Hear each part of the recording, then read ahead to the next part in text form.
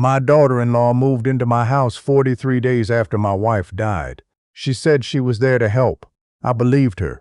That was the first mistake. My name is not important. What matters is that I am 71 years old.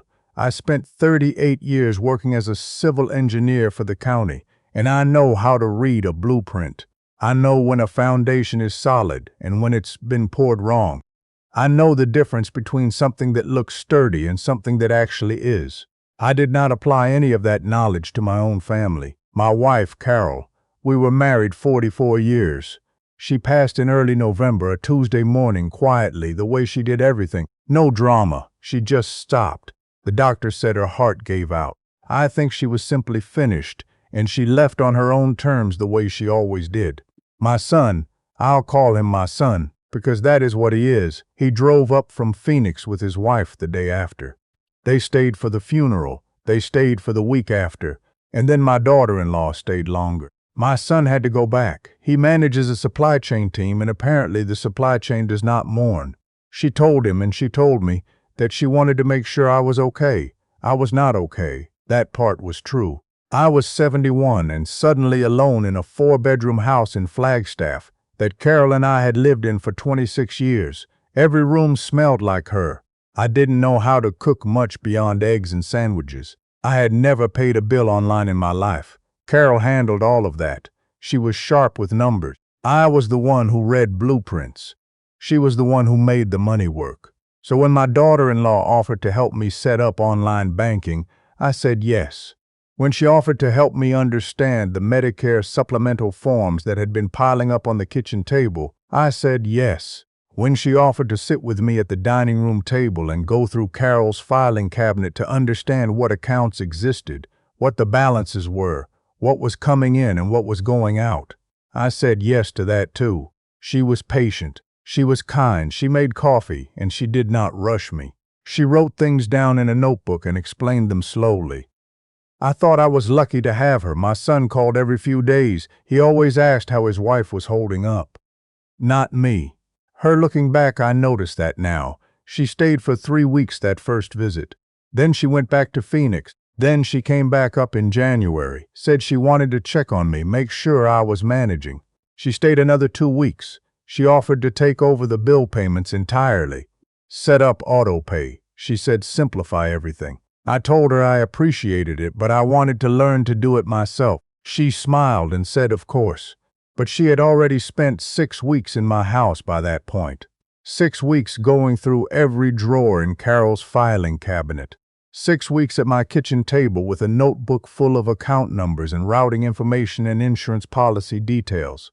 I didn't think anything of it until my grandson called me in March. His name is Patrick. He's 26, my daughter's boy.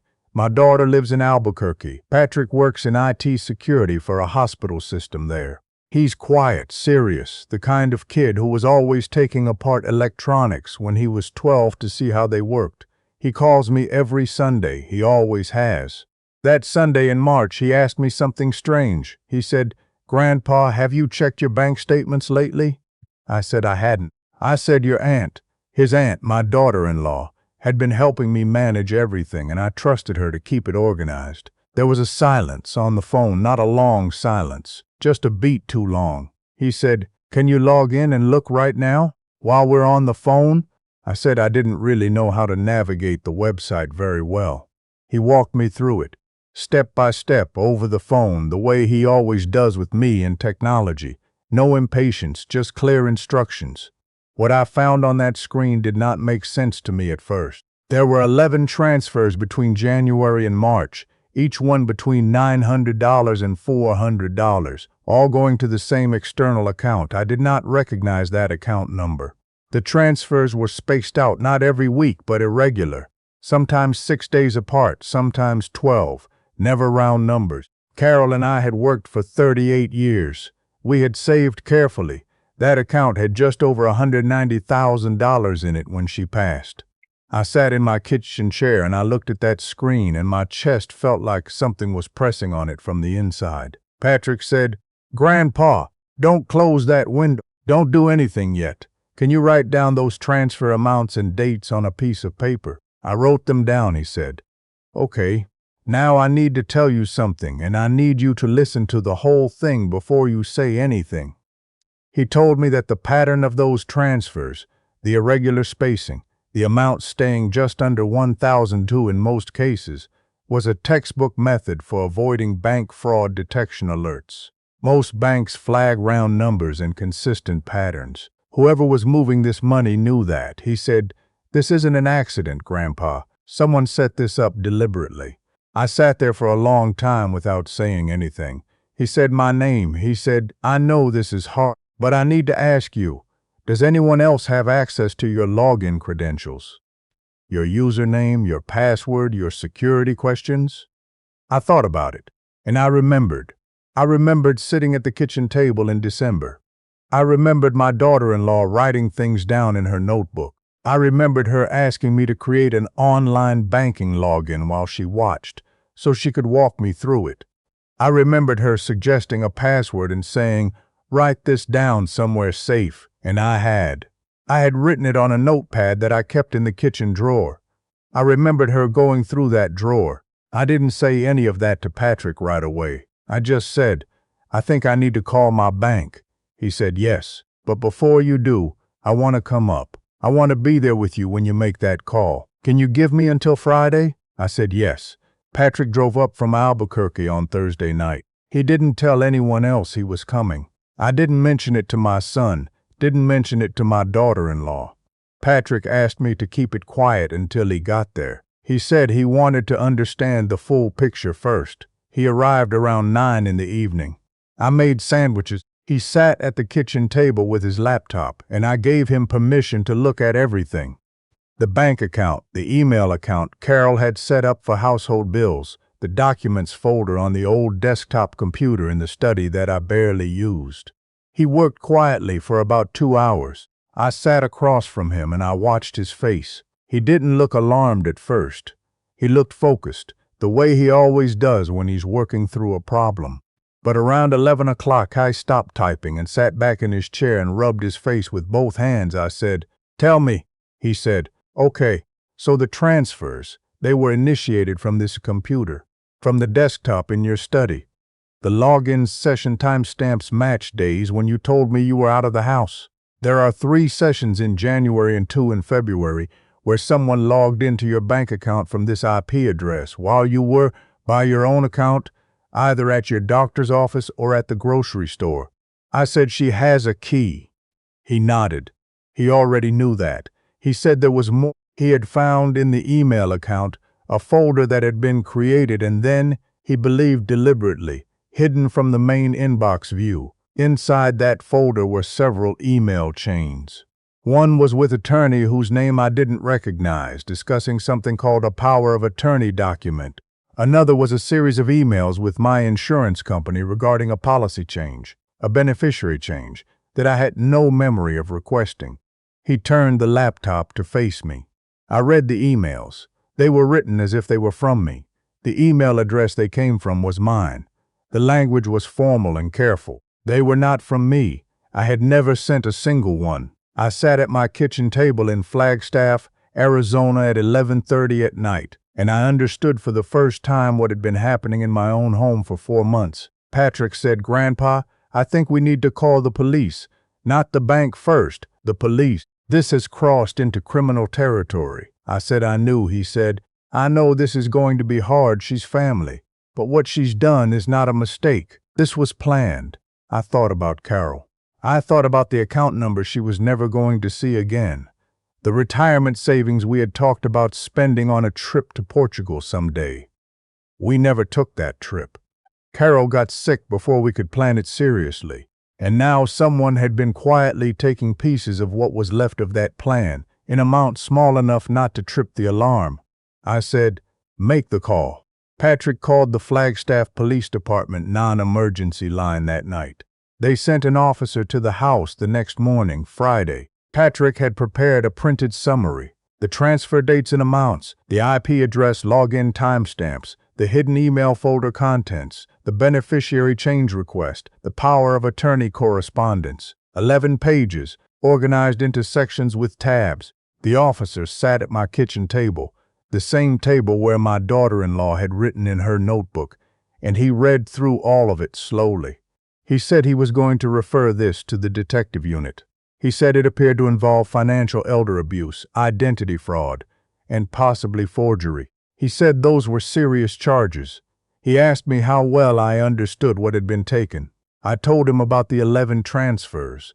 I told him about the beneficiary change. I told him I did not know yet if the power of attorney document had been executed or if it was still in progress. He said they would find out. I did not call my son that day. I sat with that decision for most of Friday. My son is a good man, I believe that, but his wife had been in my home. She had been at my table, and he had sent her here, or at least not stopped her from staying, and he had asked every time he called how she was holding up. I called him Saturday morning. I told him what had happened. I told him factually, without a lot of emotion, the way I used to report findings on a structural inspection. I told him what the bank statements showed. I told him about the emails. I told him about the power of attorney correspondence. He was quiet for a long time. Then he said, "That can't be right."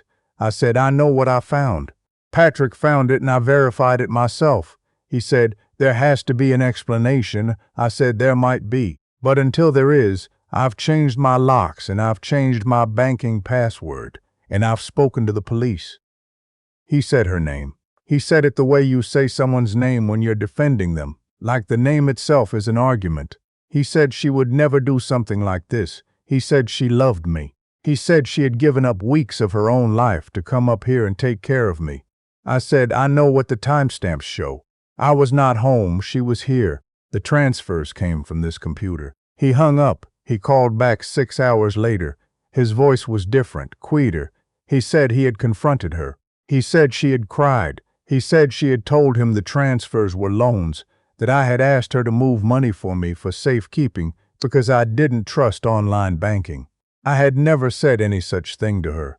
I had never asked her to move a single dollar. My son drove up from Phoenix that Sunday. He sat at the kitchen table and he looked at the printed documents that Patrick had put together.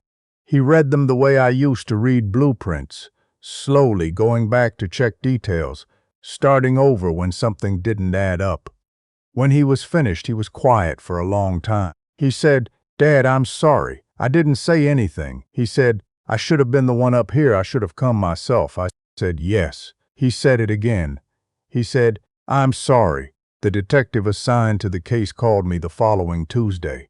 She had reviewed the materials, pulled the bank records formally with a court order, and confirmed the external account the transfers went to was opened in my daughter-in-law's maiden name.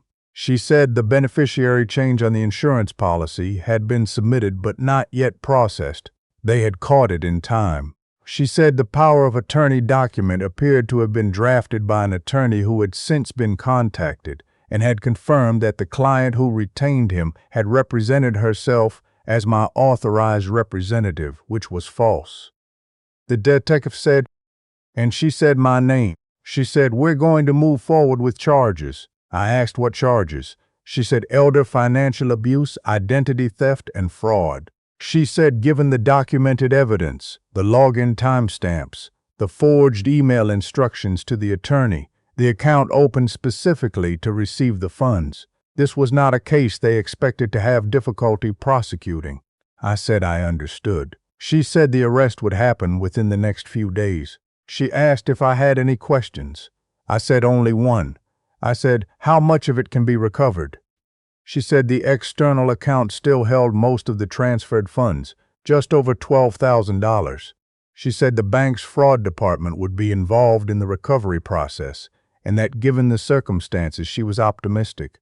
The arrest happened on a Wednesday afternoon.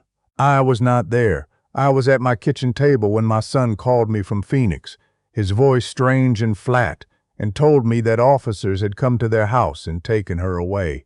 He said she was handcuffed in the driveway. He said their neighbors were outside. He said he didn't know what to do. I didn't tell him what to do. That is not my place. What happens inside his marriage from that point forward is between him and God and whatever he decides he can live with. What I can tell you is what happened after. The $1,200 was recovered in full through the bank's fraud resolution process, which took about 6 weeks.